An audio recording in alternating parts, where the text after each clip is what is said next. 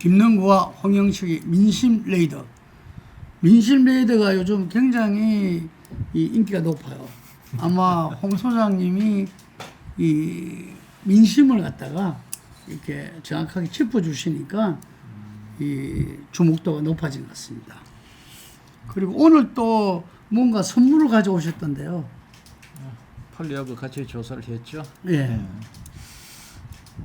정권 초에 여러 조사 기관들 조사가 많이 이루어지고 있는데 뭐 조사 결과가 비슷비슷하게는 나옵니다만은 그래도 조사할 때마다 예상치 못한 결과가 나오고 이번 조사에도 그런 면이 있네요. 예.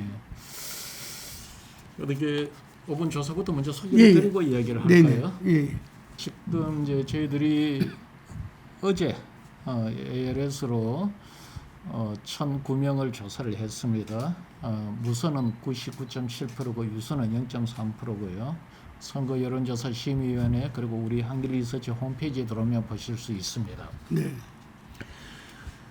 먼저 대통령 지지율을 보면은 이 지금 대부분 60% 전후의 지지율이 나오죠. 그렇죠. 60% 전후인데 우리가 일전에 우리 폴리하고 한길이 조사를 한 적이 있지 않습니까? 예. 그때보다도 약간 올랐습니다. 그때가 60.1%에서 이번 조사에서는 62.7%, 2.6%가 올랐습니다. 반면 잘못하고 있다는 평가는 한 1.5% 줄어서 33.0%로 약간 줄었습니다. 그런데 이제 약간 특이한 거는 대체적으로 대통령 지지율은 정권 초기에 굉장히 높습니다. 높은데 두 가지를 지켜봐야 될 게 하나는 어쨌든 대통령 지지율은 처음 시작하면서부터 이후에 이렇게 빠지는 패턴으로 갑니다. 예. 그러니까 취임 직후 뭐 다음 주에 하면 바로 제일 높게 나오고 그 다음부터는 빠지는데 어찌됐든 이번 조사는 취임 이후 한 달이 좀 지나서 조사를 했지요. 근데 오히려 이전 조사보다도 지지율이 조금씩 오른 겁니다. 아마 폴리하고 그 지난번에 할 때는 59점 몇 프로가 나왔을 거예요. 59점 몇 프로에서 60.1%. 그리고 이번에는 62.10%. 앞으로 어떻게 될지는 모르겠지만 한 달 정도의 기간을 놓고 보면 소폭 상승하는 국면을 보이고 있다. 두 번째는 그러면은 지난번에도 이야기를 했었던 것 같은데 지금 한 62.1%의 62.7% 60%대 남짓한 이 지지율은 역대 대통령 지지율과 비교해보면 어떨까? 지금 갤럽이 63%가 나왔거든요. 그래서 갤럽 기준으로 해보면은 역대 대통령의 임기 초 지지율로 놓고 볼 때 한 노무현 대통령의 지지율하고 비슷하다. 노무현이 갤럽에 조사를 할 때 1분기 지지율이 60%였어요.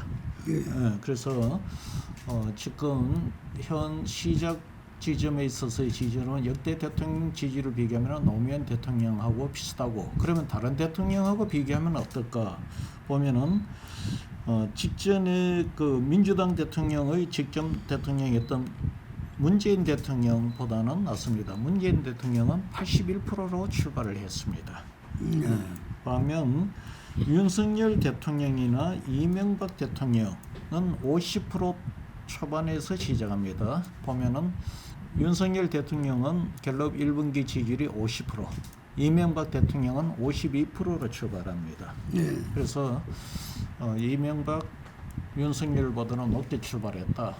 이제 제일 낮게 출발했는 대통령은 박근혜 대통령이 42%. 물론 뭐 제가 얘기해 두고 비교하기가 좀 어려운 김대중 대통령이나 김영삼, 오태우 대통령은 내가 비교를 하지 않는데 이 세 대통령은 대통령 지지를 하는 방식이 좀 달랐어요. 그 당시는 소위 말하는 5점 척도로서 조사를 했고 지금은 2점 또는 4점 척도 짝수 이 지지율로 이 척도를 하기 때문에 조사 방법이 좀 달라서 맞비교하기는 어렵습니다. 그리고 그 당시는 민주화 열풍이 불었던 시절이었고 오전 척도는 지지율이 높게 나오기가 어려움에도 불구하고 굉장히 높게 나왔습니다. 그러나 이제 노무현 대통령 때보다는 그런 개혁적 과제가 많이 줄어든 상태에서 대통령 지지율이 그렇게 높게 나오기가 어려운 상황입니다. 그래서 제가 비교한 것은 노무현 대통령 이후 대통령 간의 지지율을 비교한 겁니다. 그렇게 놓고 볼 때 노무현 대통령 이후 문재인 대통령 다음으로 노무현 대통령하고 비슷한 지지율이 나왔다는 것은 제가 볼 때는 정권 초에 국정 운영에 필요한 지지율은 아주 뭐 대단히 높거나 충분하다고는 이야기는 하기는 어려워도 제가 볼 때는 국정을 이끌어가는 데는 나름 저게 괜찮은 지지율을 형성하고 있다, 이렇게 평가를 할 수가 있겠습니다. 뭐 세부적으로 보면은 이 대통령 지지율이 눈에 띄는 거는 요즘은 많이 보수가 되어 있는 서울에서도 59.9%가 나왔고 영남의 경우도 부산, 울산, 경남에서도 58.8%, 대구, 경북에서도 58% 높은 지지율이 나오고 있습니다. 그다음 정당 지지율을 보면은 지난번 우리 그 쿠키하고 조사했던 것하고 큰 차이가 없습니다. 더불어민주당이 43.1%, 국민의힘이 19.4%입니다. 배 이상 차이가 납니다. 지난번 조사에서 더불어민주당이 42.4%, 국민의힘이 19.2%, 국민의힘은 0.4% 올랐고 더불어민주당은 0.7% 올랐는데 뭐 큰 의미가 없고 어찌됐든 국민의힘이 더불어민주당의 지지율의 절반도 미치지 못하는 구도가 이어지고 있다, 이래 보시면 될 것 같습니다. 그다음 이제 곧 양당의 그 당 대표가 선출이 될 텐데 민주당의 경우를 보면은 박찬대, 정청래 두 후보가 지금 경쟁을 하고 있는데 정청래 의원이 32.5%로 박찬대 의원 25.2%보다도 7.3%포인트 앞서고 있습니다. 이것이 뭐 앞으로 뒤집어질지는 모르겠습니다만은 그 가능성을 우리가 짚어보기 위해서 민주당의 핵심 지지 기반인 호남의 지지율을 보면은 박찬대 의원이 31.1%, 정청래 의원이 37.7%, 16.6%를 앞서버립니다. 그러니까 호남에서 격차가 더 벌어진다는 거죠. 그 다음 더불어민주당 지지층에서 놓고 보면은 박찬대 의원이 37.2%, 정청래 의원이 47.6%, 10.4%, 국민 전체보다도 더불어민주당과 호남에서 지지율 격차가 더 벌어진다는 겁니다. 그래서 이런 상황을 놓고 볼 때 박찬대 의원이 정청래 의원을 극복하기 위해서는 현재의 선거 전략을 뛰어넘는 획기적인 어떤 전략으로 어떤 그 반전의 계기를 만들어야 되지 않을까, 이래 보입니다. 그다음 국민의힘은 지금 여러 후보가 거론되고 있습니다. 이번에 우리가 김문수, 김용태, 나경원, 안철수, 한동훈 이렇게 5명을 넣어서 국민의힘 당대표 후보가 누가 될 것인가를 물어봤습니다. 이번에 비대위원장 송원석 의원이죠. 송원석 의원이 차기 그 당대표 지도 체제를 어떻게 할 것인가, 집단 지도 체제로 갈 것인지 여부를 물었더니만 집단 지도 체제를 하지 않는다는 이야기를 했던 걸 알고 있습니다. 그러면은 현재 방식의 당대표를 뽑아야 되지 않을까요? 그렇게 해서 이제 물어봤더니만 김문수가 16.8%로 제일 높게 나옵니다. 국민 전체에서. 근데 여기서 의외의 결과가 나왔습니다. 생각지도 못했는 안철수가 13.2%로 한동훈 10.3%를 앞서버렸어요. 그러니까 우리가 예상하기에는 한동훈이 2위가 나와야 되는데 국민 전체에서 안철수가 2위가 나왔다는 겁니다. 그럼 이거는 적어도 국민의힘 지금 차기 당권 주자들 간에 적어도 민심에 있어서 국민들의 민심에 있어서의 어떤 지각 변동의 조짐이 보인다. 그러면은 그 한동훈 10.3%, 다음 네 번째는 나경원이 8.2%, 김영태가 6.1% 이렇게 나옵니다. 제가 말씀드린 거는 국민 전체 민심에서의 지지율이고, 그러나 이제 요거를 당심으로 가보면은 이제 또 달라집니다. 국민의힘 지지층만 놓고 본다면은 김문수가 34.6%로 1등으로 굉장히 높은 지지율을 유지를 합니다. 그 다음이 3위로 밀렸던 한동훈이 16.8%로 2위, 나경원이 14.6%로 3위, 그 다음 김용태가 10.4%로 4위를 하면서 당이 민심에서 2위로 올라섰던 안철수가 당심에서는 8.9%로 또 고전을 하고 있습니다. 근데 이제 우리가 이런 당심 민심과의 관계를 보면은 지금 국민의힘과 같이 당의 어떤 변화와 개혁이 이렇게 요구가 되는 이런 시점에서는 당심과 민심이 한두 달씩 지나다 보면은 당심이 민심 쪽으로 좀 따라가는 경향이 있습니다. 그래서 당심의 변화가 좀 있어진다면은 당대표 1위는 모르겠어도 2위에 있어서는 의외의 결과가 나올 수도 있는 조짐이 보이고 있습니다. 마지막으로 지금 이재명 대통령이 취임하고 총리 장관을 지명을 했습니다. 이제 안기 국정원장과 국무총리는 지금 이제 끝났고 각 장관들에 대한 인사청문회가 예정이 되어 있습니다. 그래서 야당이 장관 인사청문회에 어떤 부분에 집중을 해야 되느냐를 물어봤습니다. 물어봤더니만은 정책과 정책 능력에 집중해야 된다가 48.7%고요. 차질과 도덕성 검증이 35%입니다. 반면 이념과 정치 성향 검증은 이념 검증이 되겠죠. 이거는 5.8%입니다. 그런데 이제 이게 그 야당은 국민의힘이니까 국민의힘으로 가면은 국민의힘 지지층들은 차질과 도덕성 검증이 49.4%, 정책과 행정 능력 검증이 24.6%. 국민 전체와는 좀 다른 시각을 갖고 있습니다. 그렇게 따진다면은 이제 야당이 인사청문회 어디에 집중해야 될지에 대해서 얘기되고 뭐 취사 선택의 개념이라기보다도 저는 전략적으로 이렇게 말씀을 드리고 싶어요. 장관의 그 차질과 도덕성 검증은 대체적으로 낙마를 시키는 것이 목표입니다. 그런데 뭐 윤석열 정부에 되고 인사청문회의 결과와 상관없이 장관 지명하는 이제는 관례화가 되어버렸기 때문에 어차피 차질과 도덕성 검증해봐야 낙마 못 시킵니다. 그 전례를 윤석열 대통령이 국민의힘에 만들었지 않습니까? 그래서 차질과 도덕성 검증도 해야 되겠지만은 정책과 행정 능력 검증도 이거는 내가 볼 때는 병행을 해야 된다. 즉 차질과 도덕성 검증은 지지층 결집이 오히려 포커스인 거고 정책과 행정 능력은 야당 입장에서는 외연 확장을 위해서 이거는 꼭 필요하다. 그리고 국정원장이었죠. 그 인사청문회에서 간첩법 개정과 관련해서 필요하다는 답변을 끌어내지 않습니까? 내가 볼 때는 보이지 않는 굉장한 성과예요. 그런 그 정책과 행정 능력 검증에 되고 그런 성과를 끌어낼 수 있는 여지도 있기 때문에 이 부분을 국민의힘이 인사청문회에서 많이 좀 반영했으면 좋겠다.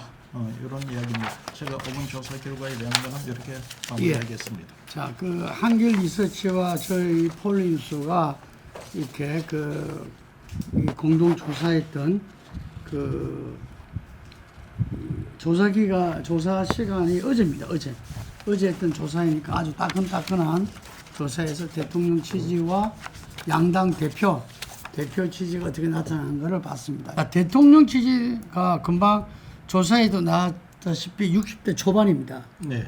그 대통령이 지난번에 받은 게 49몇 프로죠. 50%가 안 됐지 않습니까? 예.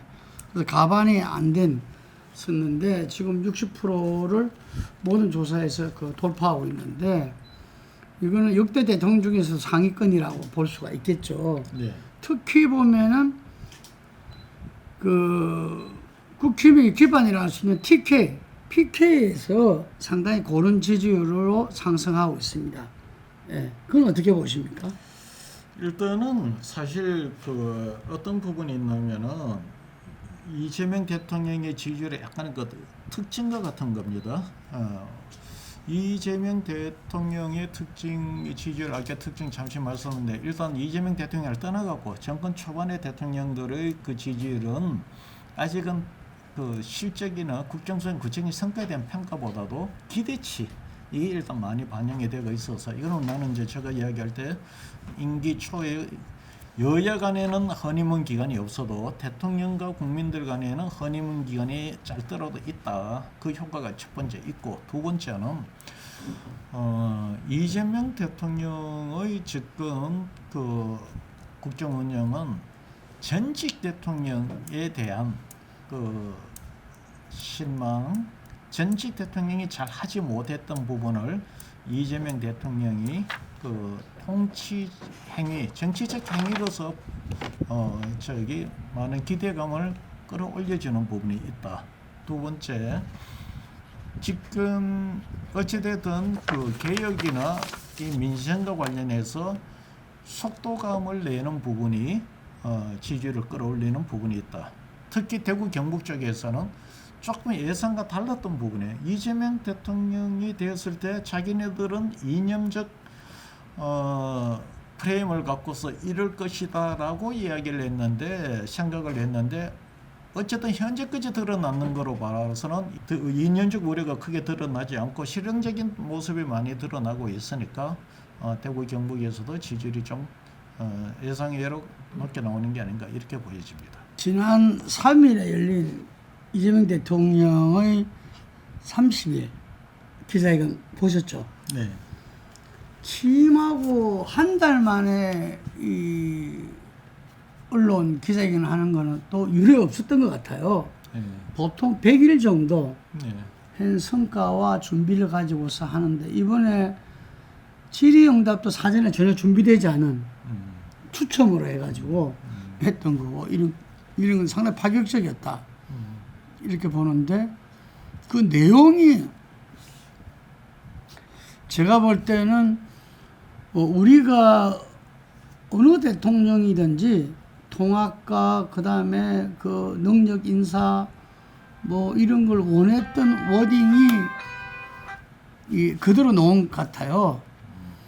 그래서 우리 차재현 칼럼니스트가 차재현 교수가 거기에 대해서 우리 칼럼을 올렸어요. 그래서 많은 분들이 보고 저한테 연락도 오고 그랬는데 예를 들어서 이런 말들을 했어요. 너도 싫지만 더 싫으니까 이런 선택이 있는 것을 알기 때문에 다시 말해서 차악으로 본인을 뽑았다. 이걸 알고 있다 이거죠. 그렇기 때문에 일을 맡길만 하네. 일 좀 하네. 라는 생각을 바꾸도록 만들어내야 된다. 이렇게. 이런 이야기를 좀 쉽게 할 수 있는 이야기는 아닌 것 같아요. 그리고 우리 취재도에도 보면은 잘못하고 있다. 아주 잘못하고 있다가 이번 조사에서 25.3% 나왔어요. 네. 그러니까 20%대에 절대 아주 못한다고 평가하는 분들 네. 이런 분들까지 설득해야 되는 거 아니겠는가 본인이. 그래서 그 말 들을 때 보면은 야 대통령 지지율 80% 넘기라는 것은 하늘 별 따기인데 어쨌든 간에 이분들한테까지도 실적과 성과로서 삶을 계산했네 해서 밉지만 괜찮네 말할 수 있도록 제가 만드는 것도 제 할 일이다 이런 말을 했어요. 이번에 그 발언을 보면서 저도 느낀 게 어쨌든 이재명 대통령이 되게 잘한 대통령 그런 평가를 받고 싶은 그런 본인 스스로의 욕심도 많이 있는 것 같아요. 그럼 뭐 대통령에 대해서 잘한 대통령 평가받는 욕심은 내면 내릴수록 좋은 거죠. 예. 그러면서 또 뭐라고 했냐면은 야당 대표가 아닌 대한민국 전체를 대표하는 대통령 직무를 수행하기 때문에 국민을 하나로 모을 수 있는 통합의 국정을 해야 한다. 그래서 보면은 전임 장관 유임하고 친윤 검사 중용에 대한 논란에 대한 질문 속에 답변을 이렇게 했어요. 이것도 상당한 자신감이죠. 그렇죠. 어떤 장관이든 자기가 다 지휘할 수 있다. 그래서 오히려 이 윤여준 전 장관 같은 경우는 대통령의 이 과도한 자신감 이런 부분을 레드 팀에서 조금 이렇게 제어해 줄 필요도 있다라는 말을 할 정도로 지금 대통령의 자신감은 뭐 대단한 것 같아요.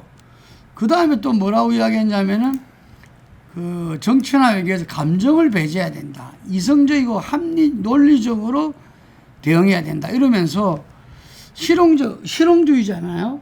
지금 대통령이 내세우고 있는 국정 철학이 상대가 한 개 덕을 보더라도 내가 세 개 덕을 볼 수 있다면은 내가 두 개 덕을 보는 거니까 그건 이기는 길이다. 상대가 오로지 아무것도 얻지 못하게 하겠다. 그게 우리한테 덕이 되는 게 아니다. 이런 이야기를 했어요. 이건 협상의 기본이잖아요. 그렇죠.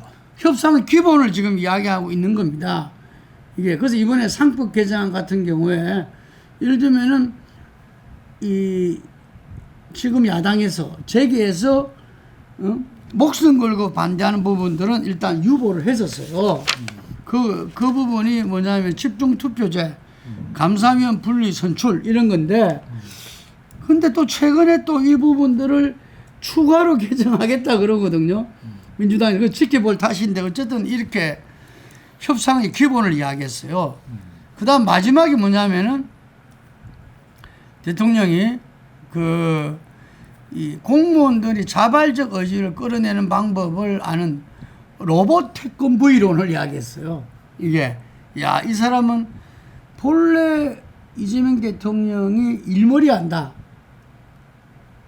이 성과론을 가지고 처음부터 대통령이 나왔던 거잖아요. 이게 그래서 이번에 기자회견을 보고 많은 분들이 정말 이대로 자기 햇말 지금 뭐 대선 때 말이 아니고 대통령 되고 나서 30일 기자회견에서 한 말입니다.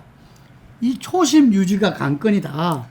대통령 지금 햇말대로만 지킨다면은 이거야말로 국민의 대통령이고 그런 거 아니겠습니까?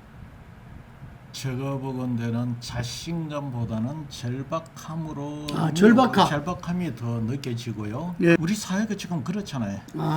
지금 그 민생 현장에 가보면은 다들 지금 한계 상황에 와 있고 지금 부채 상황 보세요. 기업 부채, 국민 부채 합하면 200%가 넘어가요. GDP에. 기업과 가계부채 합하면 전체 부채가 지금 거기에다가 국가 부채가 40%대예요. 내가 추경에 대해서 비판적인 입장인 게 예를 들어서 우리가 국가 부채가 적으면 모를까 많은 상황이 되고 앞으로 재정 정책을 써야 되는데 추경 예산을 지금 함부로 쓸 상황이 아니라는 거죠. 자, 그러기 때문에 예를 들어 추경 예산을 집행을 해서 소위 말하는 마중물 역할을 해주면 다행인데 그 효과가 안 나타나면 큰일 난다는 거예요 앞으로.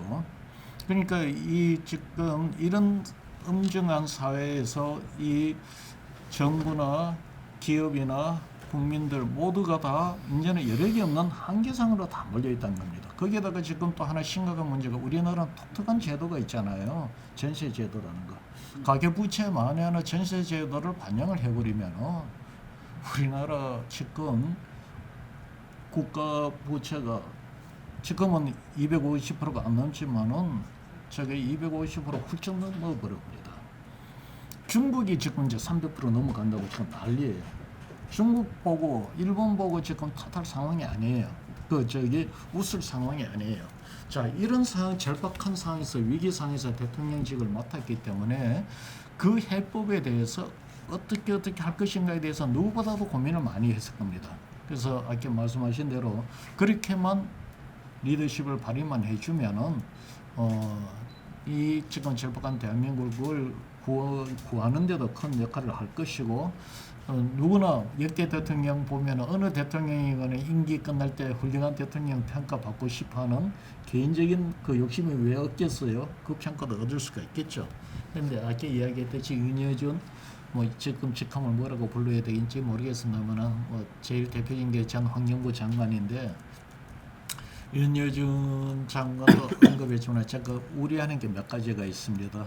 하나는 뭐가 하면은 윤석열 대통령의 어떤 그 전철을 밟지 않을까. 윤석열 대통령의 절대적인 권한이 윤석열 대통령이 장악하다 보니 당정 관계에서도 수직적 관계가 되었고 국정 운영도 이 대통령실 중심으로 가버렸다는 거죠. 만기 칠남형으로 모든 걸 다 챙기려고 들다 보면은 어떤 문제가 발생할지 모르겠다. 두 번째는 지금 국민의힘 여당이 과연 그걸 서포트를 할 수 있을까? 정확히 이야기하면 지난 대총선에도 국민의힘 그 국회의원들은 윤석열 대통령과 싸우는 투사들만 주로 공천을 했어요. 더불어민주당 국회의원 대부분이 국민의힘도 검찰, 경찰들이 많았지만 여기도 법조계 인물 중심에서 윤석열 대통령이 저렇게 중도에 탄핵되고 대선이 있을 거라는 건 생각도 못했죠. 실은 그 당시는. 그러다 보니까 윤석열 대통령과의 대결에 되고 싸울 수 있는 투사형으로 이 국회의원들, 여당 국회의원들 많이 공천을 했다 보니까 탄핵되고 이제 집권 여당이 됐어요. 지금은 국정 운영을 해야 되는 상황에서 이 당의 이 국회의원들이 과연 손발을 잘 맞춰낼까? 이제 이런 내가 우려가 있습니다. 그럼에도 불구하고 그거를 잘 관리해내서 아까 이야기했던 그런 문제 인식을 정확히 인지를 하고 방법도 인지를 하고 있으니까 잘 끌어내주면은 이 장악력을 좋은 방향으로 서주면은 또 성과를 낼 수도 있겠죠. 그래서 지금 이재명 대통령의 어떤 그 지지율은 그런 부분들에 대한 기대가 소진되기보다도 기대가 더 커지는 방향으로 지금 가고 있다. 그래서 성과를 국민들이 기다리고 있는 이런 상황이다. 이렇게 보면 될 것 같습니다. 예, 그 상징적인 게 두 가지가 우리가 들고 있습니다. 상법 개정안이 7월 3일 날 여야 합의로 통과됐다. 네. 이게 여야 합의 1호 법안 통과를 들 수 있겠어요. 지난번에 그 윤석열 대통령의 그 수많은 거부권 행사가 연상되는 부분이죠. 예, 그래서 이 부분에서 합리적 조정과 유연성을 보여줬다. 이런 부분을 볼 수가 있겠고요. 두 번째는 법무부 장관, 지금 검찰개혁 그리고 특검 여러 가지로 인해서 지금 법무부 장관이 주목됐는데 이게 친명계 자장이자 온건개혁파 정성호 의원을 지명했다는 사실이 또한 그 상징적인 부분입니다. 정성호 의원은 이재명 대통령과 오랜 신뢰 속에서 대통령의 개혁 의지를 충실히 이행하면서도 야당과의 협상, 법조계와의 소통 등 조율자 역할이 기대되고 있는 분입니다. 사법연수원 동기고 그때 동결의를 해가지고 우리가 그 판검사보다는 각자 지역사회에서 시민운동 속에서 이 인권과 민주화에 기여하자 이런 동결의를 했던 이 동지였습니다. 그런데도 불구하고 상당히 정성호 의원은 그동안 이 개혁 누구보다도 개혁주의자면서도 상당히 이렇게 이 균형을 맞추는 이게 온건 합리적인 상황을 갖다가 보여왔다는 거죠. 예, 그 점에서 이 차기 국회의장을 이 염두에 두고 있는 정성호 의원을 법무부 장관으로 배치해서 어째 말하면은 이재명 대표 정부의 초대 법무부 장관은 상당히 검찰개혁이라는 그리고 완전한 검찰개혁을 지금 현재 기대치가 한껏 높아져 있잖아요. 그래서 어려운 역할을 할 수밖에 없는데 그게 정성호 장관의 그 인선은 상당히 시사한 바가 크다 이렇게 보고 있습니다. 이제 거기에 대한 해설을 내가 간단히 말씀드릴게요. 이 성과를 보고 이제 국민들의 지지율이 이제 변해갈 것이다 그랬는데 상법 개정안은 어떻게 보면은 이런 면이 있습니다. 중이 재물이 못 깎는다고 보수 정당에서 기업의 이익을 대변해야 되는 면도 있지만 지금 문제는 그 주식이 얼마나 대중화가 되었나요? 주주들의 그 눈치를 안 살필 수도 없어요. 사실 어떻게 보면 표만 보면은 상법 개정에 대해서 국민의힘이 털고 가고 싶었던 면이 있었어요. 그러나 이제 국민의힘 입장에서는 기업의 이익을 대변해야 되는 게 하나의 자신들의 정체성인데 어떻게 보면 이재명 대통령이 그런 부분들을 정확하게 읽은 것 같아요. 그래서 서로 양보를 끌어낼 수 있는 부분들을 그렇게 만들어냈던 것 같고, 다음 정성호 법무부 장관 후보에 대해서는 나는 개인적으로는 잘 모릅니다. 지금 설명을 하셨는데, 그러나 국민 여론에서 놓고 본다면은 검찰 개혁은 조금 여론과는 좀 다른 측면에서 해석할 필요가 있습니다. 사실 국민들은 검찰 개혁과 관련해서는 자신들의 이해관계를 안 봅니다. 정치인과 정치권의 이해관계지 국민들의 이해관계가 아니에요. 그런 상황이 되고 지금 수사권이 이제 그 중에서 뭐가 수사권과 기소권의 분리가 그 중에 하나의 핵심 사항인데, 검찰이 그러면 수사권을 내려놓을 때 지금까지 이미 일부 진행이 되고 있잖아요. 이미 지난 문재인 정부 때 검경 입법 때문으로 인해 갖고 경찰이 그러면은 위임을 받아서 마약 수사나 이런 것들이 검찰보다도 지금 더 잘 하고 있느냐? 내가 볼 때는 마약이 더 지금 확산이 되고 있어요. 지금 아마 국민들한테 공수처나 경찰이 검찰보다 수사 더 잘하느냐, 검찰 들었냐 물으면 내가 볼 때는 검찰이라고 응답 나올 겁니다. 지금 검경 수사를 분리가 해서 지지율이 높아가려고 하면은 공수처나 경찰이 검찰보다 수사 더 잘한다라는 그 평가를 받아야만이 그게 나중에 지지율로 연결이 된다는 거죠. 그런데 지금 그 부분에 대해서 지금까지 보여준 바로는 특히 지난 탄핵 과정에도 공수처가 헛발질하는 모습도 봐버렸기 때문에 경찰과 공수처에 대한 지금 수사에 대한 신뢰도가 검찰만큼 되지가 않는다. 이 개혁이 검찰 수사권이 이루어져서 평가를 받으려면은 경찰과 이 공수처의 이 수사 능력이 지금보다도 몇 단계 더 업이 돼야만이 나중에 정당화가 된다는 거고, 두 번째는 이 수사권과 이 기소권을 갖고서 지난 경과 탄핵 과정에다가 서로 대립하고 싸움을 했던 모습을 봤습니다.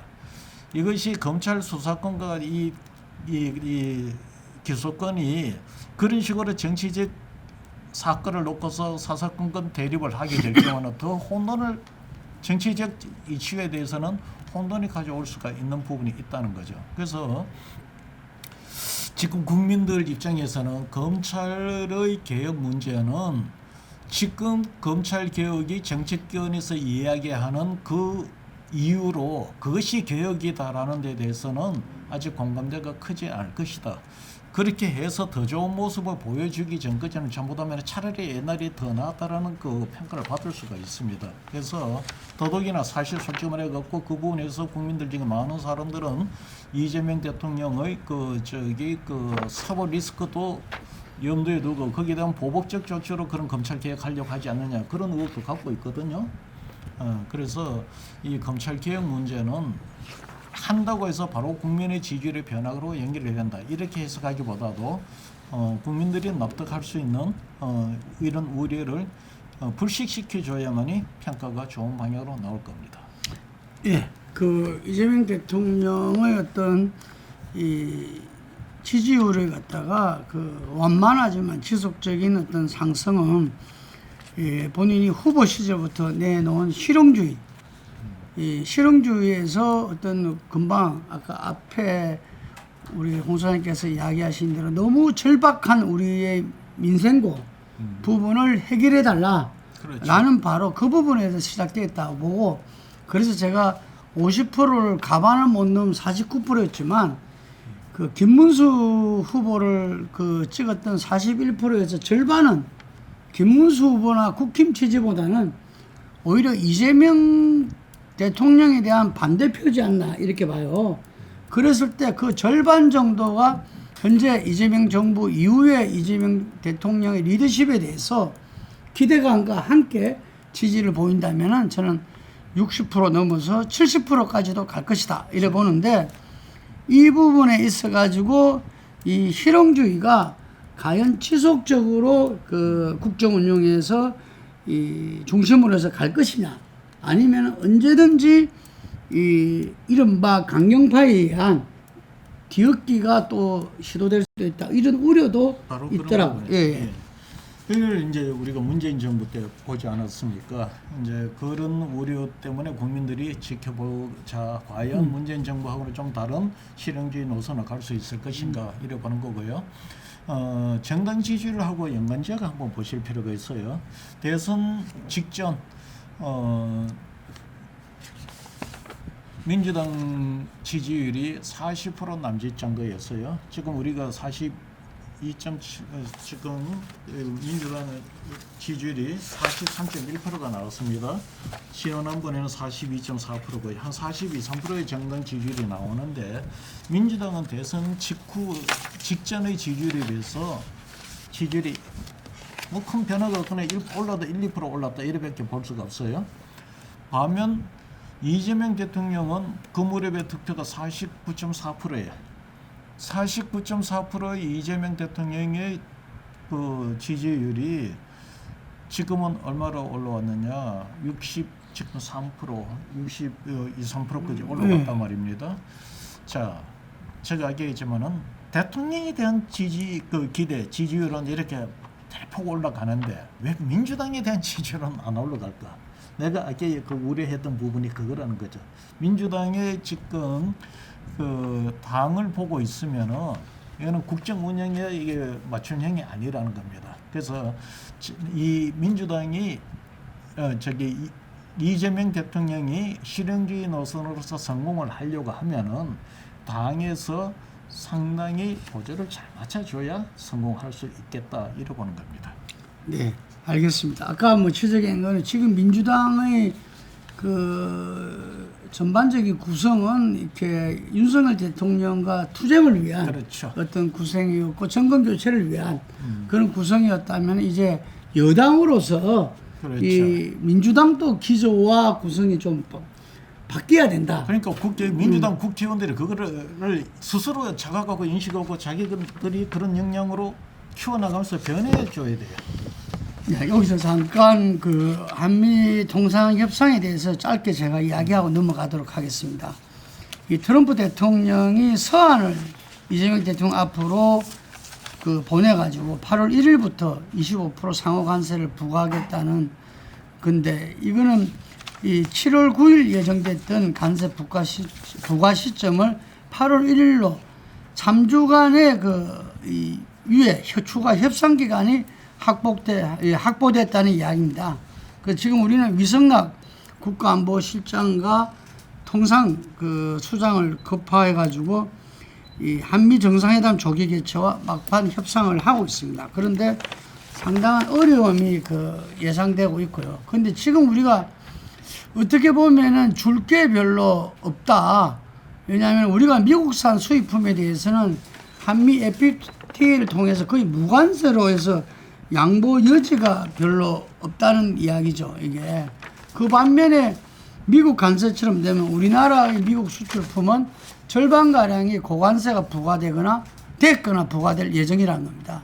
그래서 협상 카드로는 미국산 에너지 수입 확대 그리고 알래스카 LNG 프로젝트 참여 등이 거론되는데 지난 정부의 마지막 그 대행 시절에도 이야기했지만 이거는 경제성과 사업성 문제로 신중해야 된다는 어떤 전문가들의 어떤 이 이야기들이 많습니다.